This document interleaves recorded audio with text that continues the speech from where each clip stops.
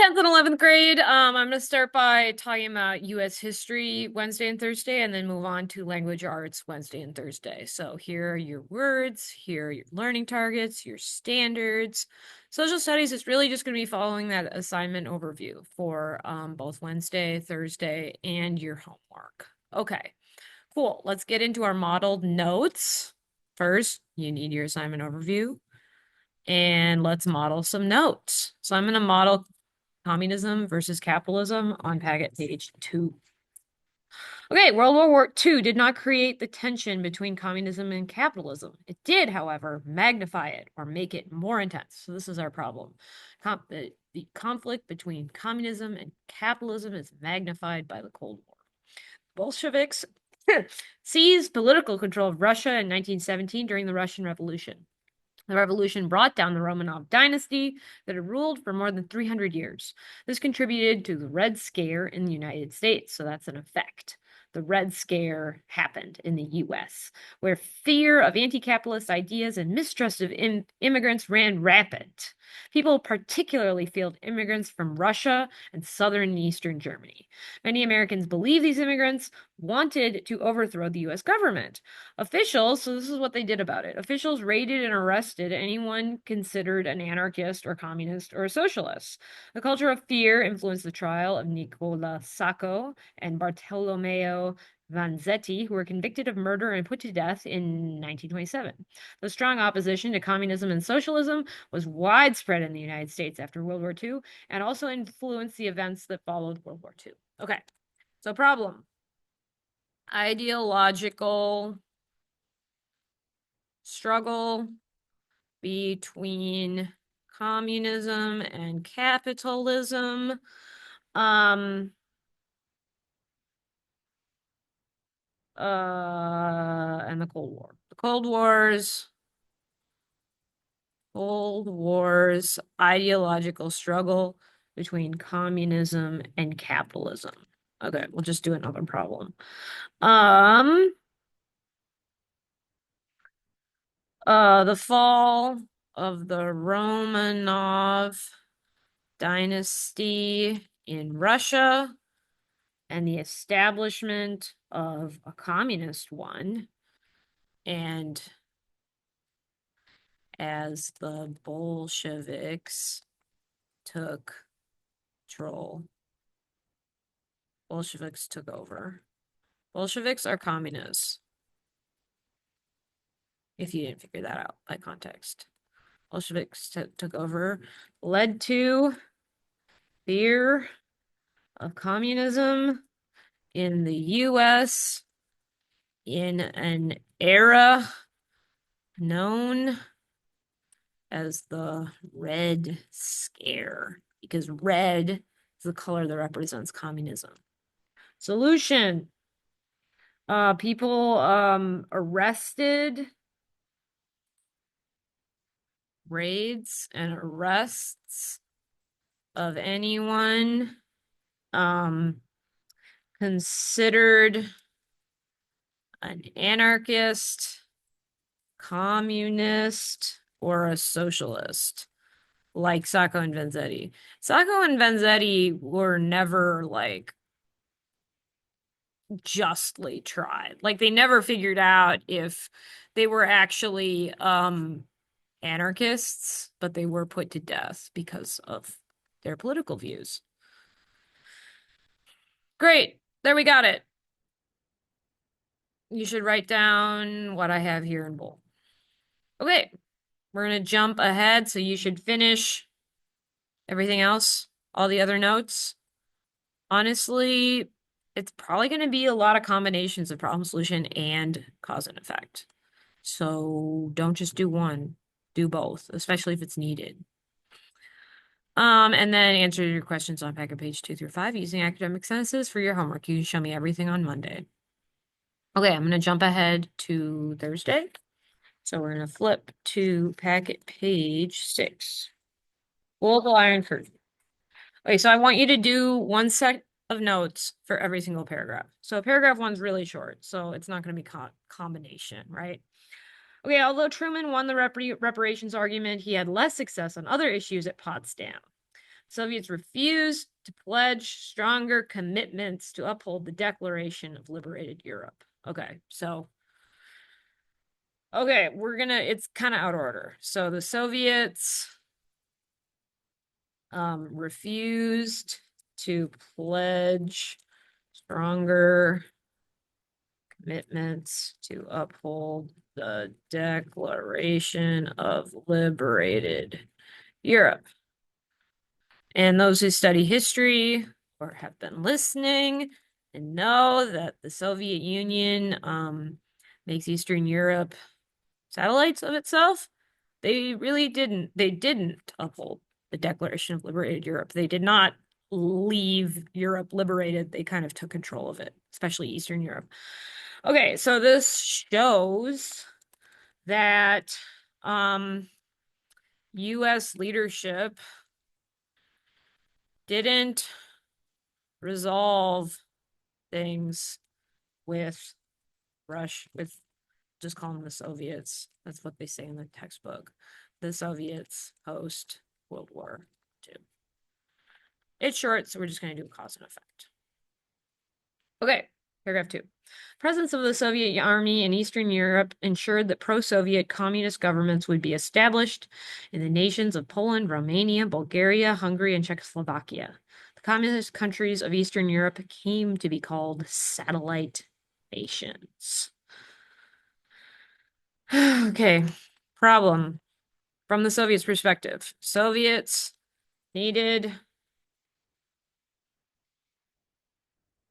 Eastern Europe to be pro-Soviet and communist.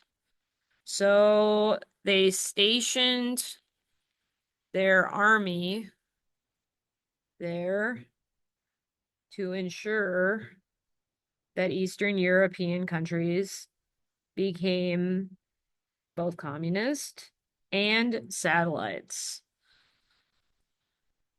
to ensure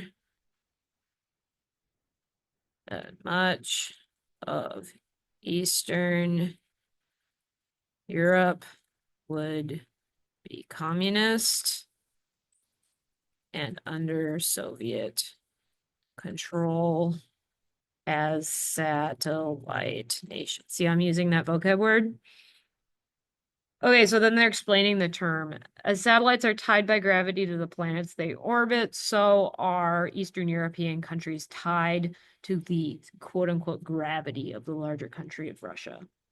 Although they were not directly under Soviet control, and we'll say indirectly under Soviet control. These nations had to remain communist and friendly to the Soviet Union and follow Soviet-approved policies. So they were definitely influenced. Yep. And this is kind of a cause and effect, too. To ensure station there, become communist.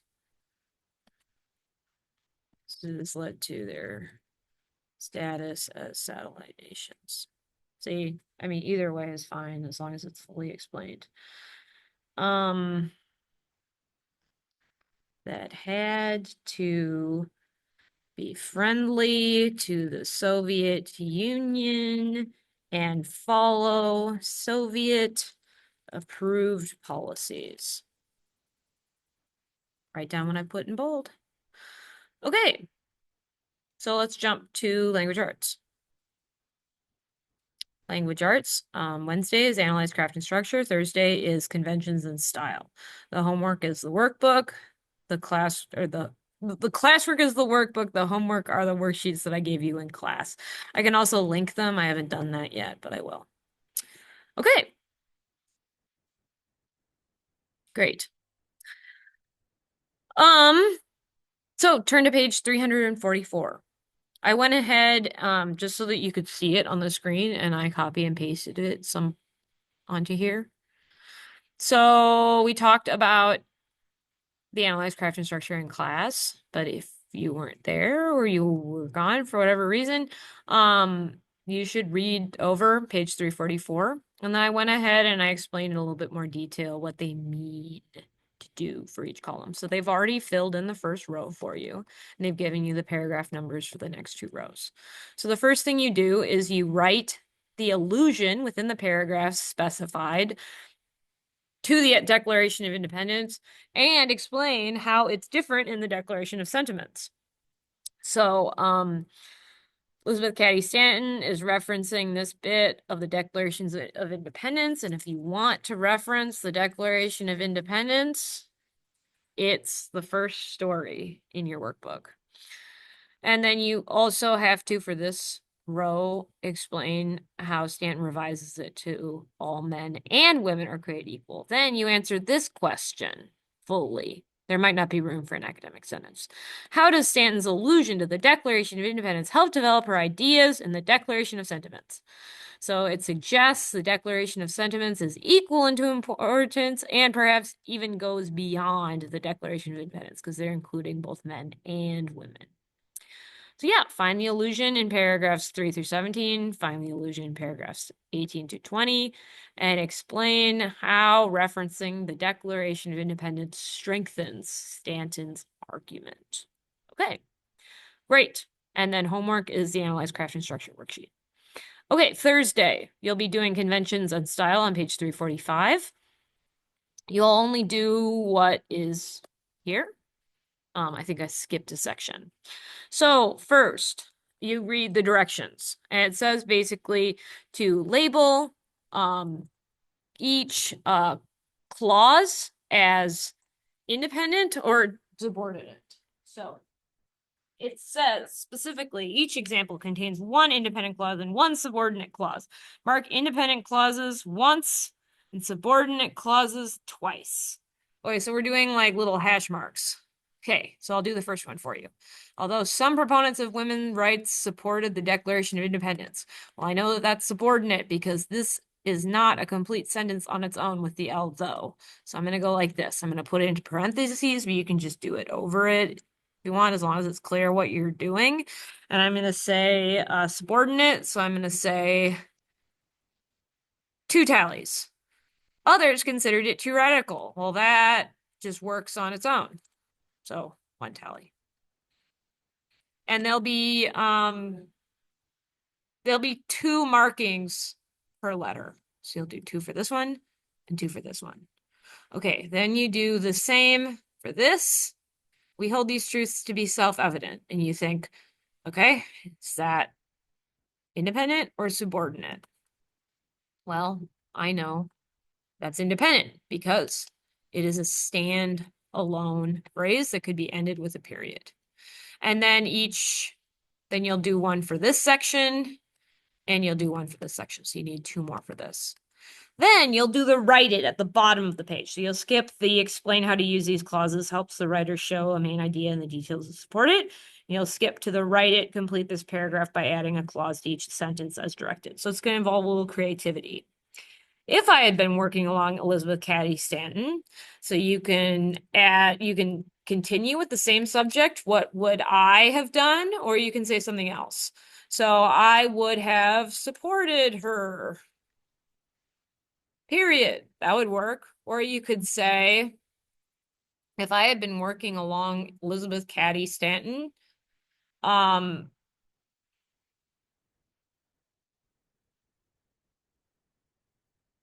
her work would have been even better.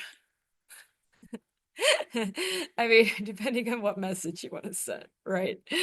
Okay, so yeah, I would have supported her. I don't know. I'm gonna say one other thing. I'm gonna say I would have nominated her to become president of the United States. Whatever you want to say, right? And then, okay, so it said independent clause. So as you notice, any of those statements that I wrote as options all could be a complete sentence on its own. So then after you insert the clause that they specify, you go ahead and you write the next part. I also would have marched for female suffrage. And then you're going to need a subordinate clause. So a good way to start a subordinate clause in the middle of a sentence, because they say there's a comma, but yada, yada, yada. Because that's a good way to start a subordinate clause. You could also say comma which, comma that, or no comma for that. When, any of that. And then you just keep going until your end and you do subordinate clause here, you write the next part, then you write another subordinate clause, you write the next part, and you end it with an independent clause. Then you do the conventions and style worksheet. No academic sentences needed for that one. You just write subordinate or independent depending on the selection. The analyze, craft, and structure worksheet, of course, you need academic sentences. Thank you guys so much. I'm going to end our video.